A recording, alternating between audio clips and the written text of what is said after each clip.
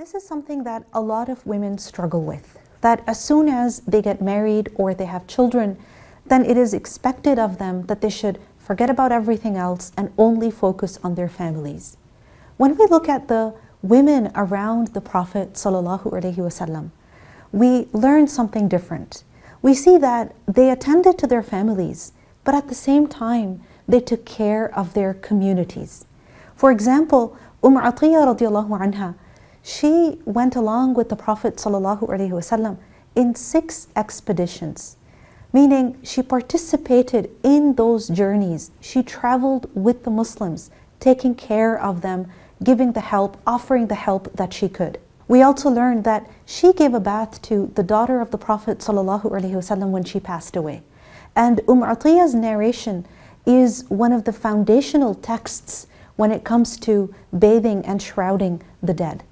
We also learn about Asma bint Umays radiallahu anha, who, when she was married to Abu Bakr radiallahu anhu, and they were going for Hajj, she actually gave birth on the way to Mecca. Subhanallah, this is a woman who is pregnant full term, yet she is not missing out on the opportunity of great reward, of good companionship with the Prophet ﷺ, and being with the Muslims.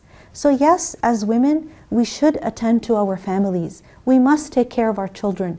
But at the same time, we should seek opportunities of reward. We should seek gatherings where we can have good companionship. And we should also seek opportunities of growth and learning.